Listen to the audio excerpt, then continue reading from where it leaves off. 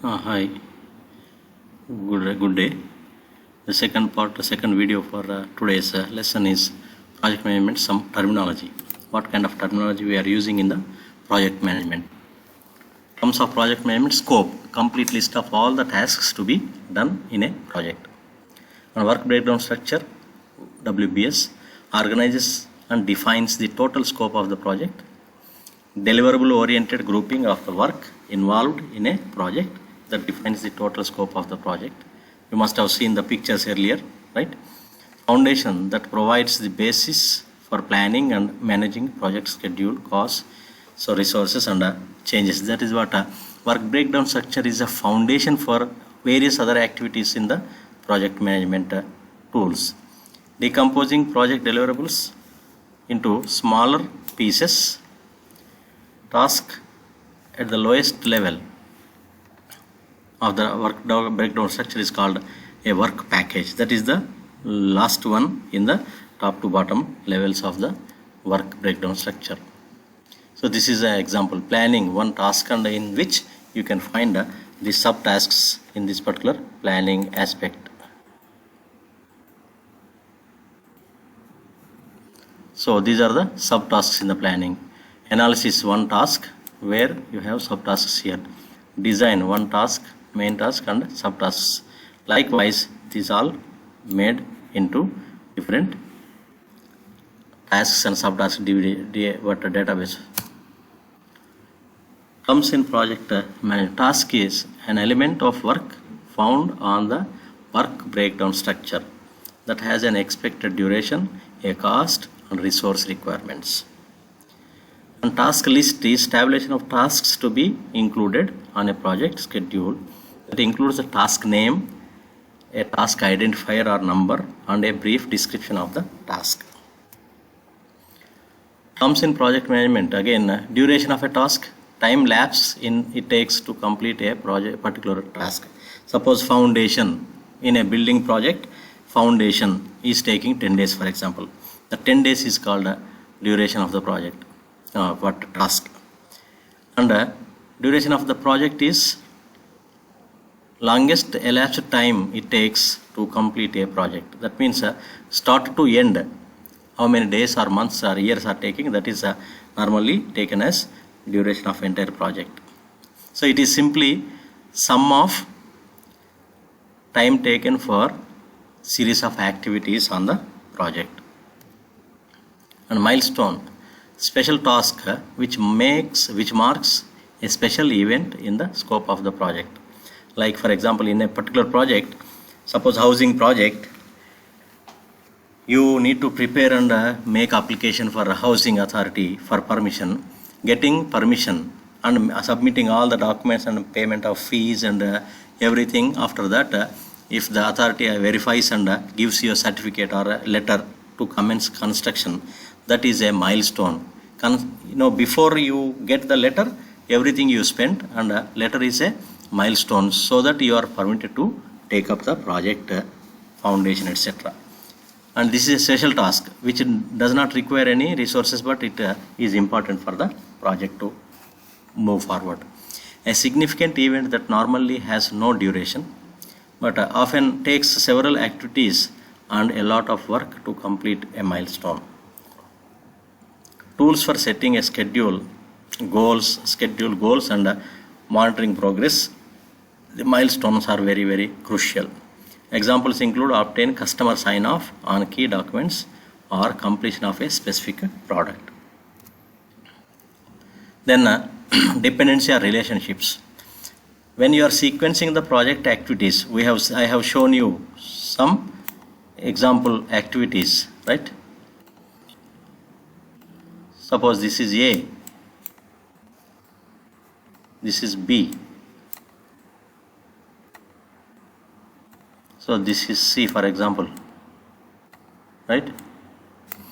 So B, commencement of activity B and C depending on completion of A. So if it is not completed, you cannot start these two. So to start these, to commence this B and C, you must see this is completed. This is what relationship. Suppose on this is for example D. Then this is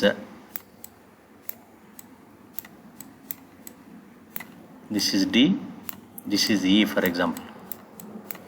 So D precedes E for example, E and B, right? E, F for example, this is F. D and F. D commences only you can take any other activity here. Suppose G here. G commences only after completing D and F for example. In such cases, you must see that when you are, suppose you are decided this G should start on 31st December, right? 31st August for example. Before 31st August, you must complete all these tasks, A, B, C, D, E, F, all these things you must make it completed so that you can commence G. Otherwise, this cannot be started. This is what sequencing of project activities will give you the sequence, what is to be completed before starting another one.